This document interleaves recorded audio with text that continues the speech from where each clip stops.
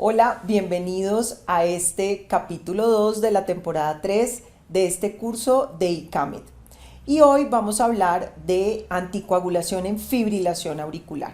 Entonces, yo quisiera preguntarte, Gilberto, con respecto puntualmente al tema de la anticoagulación en fibrilación auricular, en los últimos 10 años hemos visto cómo los anticoagulantes orales directos están cubriendo la mayor parte de los pacientes y sería muy interesante que tú nos contaras brevemente cuáles son esos resultados de los estudios que llevaron a que los anticoagulantes orales directos fueran en este momento la primera línea de atención en anticoagulación de estos pacientes. Bueno, previamente, digamos que lo interesante es que ya conocíamos que si nosotros anticoagulamos los pacientes con un antagonista de vitamina K o con warfarina, los pacientes con fibrilación auricular, le ofrecíamos una reducción del 64% en el riesgo de sufrir un evento cerebrovascular isquémico. Luego vinieron las comparaciones, obviamente, cuando la warfarina, los antagonistas de vitamina K eran la terapia aceptada. Los nuevos medicamentos tenían que compararse precisamente contra warfarina. Entonces los estudios en general aleatorizaban a unos pacientes a recibir el nuevo anticoagulante y otros pacientes a recibir antagonista de vitamina K para mantener INRs en rangos terapéuticos. El primero de estos estudios fue el estudio RELIGHT con dabigatran, en el cual se evaluaron 3 brazos. Un brazo de dabigatran 110 miligramos cada 12 horas, un brazo de dabigatran 150 miligramos cada 12 horas y el brazo de warfarina. Se encontró que los pacientes que recibieron dabigatran 150 miligramos cada 12 horas eran más protegidos, o sea, tenían una menor incidencia de evento cerebrovascular isquémico y embolismo sistémico, con una tasa de sangrado mayor similar a la de la warfarina. Y los pacientes con dabigatran 110 tuvieron la misma tasa de eficacia, es decir, de prevención de ACV y embolismo sistémico, pero con menor riesgo de sangrado mayor. Posteriormente se presentan los resultados del estudio ROCKET con rivaroxaban, en el cual se evaluó una sola dosis de rivaroxaban, que fue 20 miligramos una vez al día versus warfarina.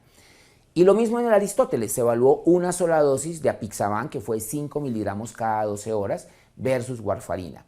La diferencia de estos dos estudios es que sí tenían preestablecido un ajuste de la dosis, pero no es que hubiera un brazo para 20 miligramos de rivaroxaban, otro brazo para 15, no. Era simplemente o rivaroxaban o warfarina y en el Aristóteles o apixaban o warfarina.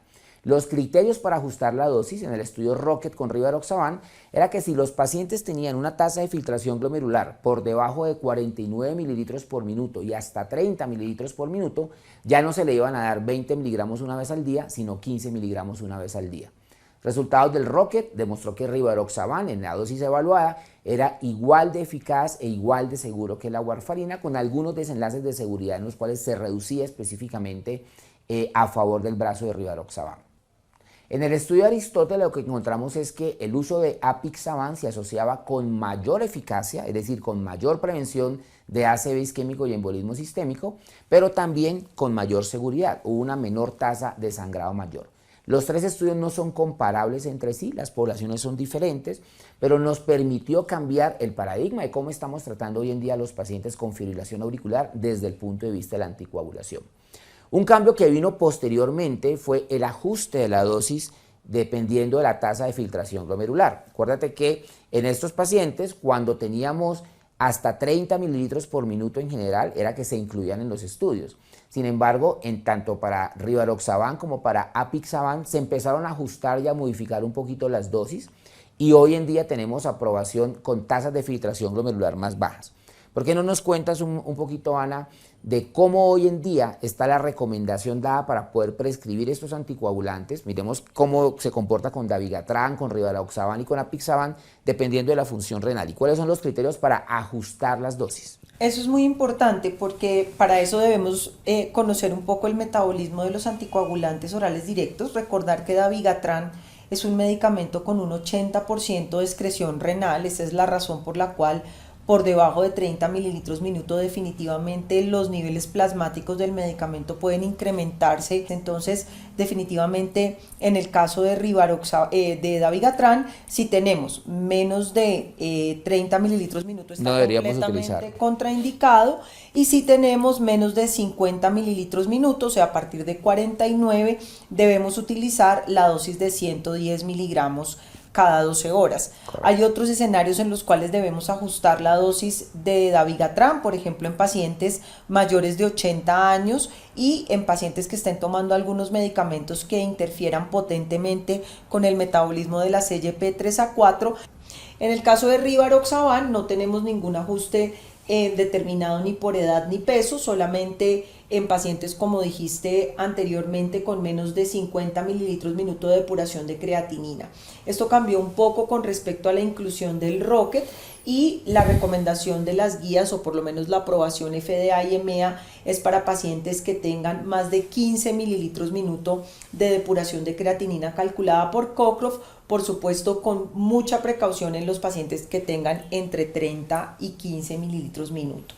Y con respecto a la Apixaban, es importante tener en cuenta unos factores. Recuerden que la Apixaban es el medicamento que se ajusta por 2 de 3 variables: pacientes mayores de 80 años con respecto a la edad, pacientes que pesen menos de 60 kilos, teniendo en cuenta que el metabolismo plasmático de la Apixaban se ve de manera importante influenciado por el peso, y pacientes con alteración de la función renal.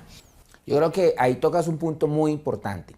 Cuando vamos a anticoagular a un paciente con fibrilación auricular, si lo vamos a anticoagular con dabigatran, pensemos siempre en 150 cada 12. Si lo voy a anticoagular con rivaroxaban, pensemos siempre en 20 miligramos una vez al día. O si lo voy a anticoagular con apixaban, pensemos siempre en 5 miligramos cada 12 horas. Y teniendo eso en mente, recordemos muy bien las excepciones a esas dosis, que es cuando debemos ajustar, porque somos a veces mucho más propensos a utilizar dosis reducidas de anticoagulantes cuando no hay indicación.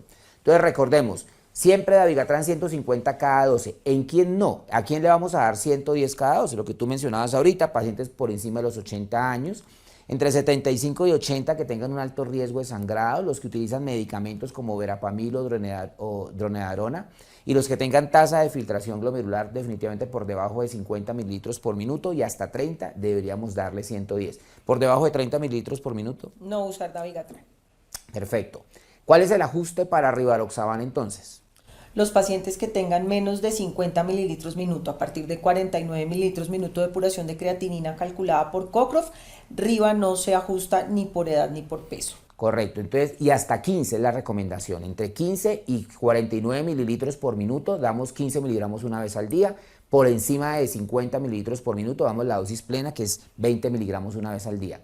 Y apixaban los famosos 2 de 3 criterios que nos mencionó la doctora Ana Cristina ahorita. Entonces, si el paciente tiene una edad mayor o igual a 80 años, peso menor o igual a 60 kilos o creatinina mayor o igual a 1.5, si no tiene ninguno de esos tres, le damos 5 miligramos cada 12 horas. Y si tiene 2 de esos 3 criterios o tiene los 3, ahí sí, 2.5 cada ahí sí 12 debemos reducir la dosis. Yo creo que esto es súper importante para tomarlo en cuenta.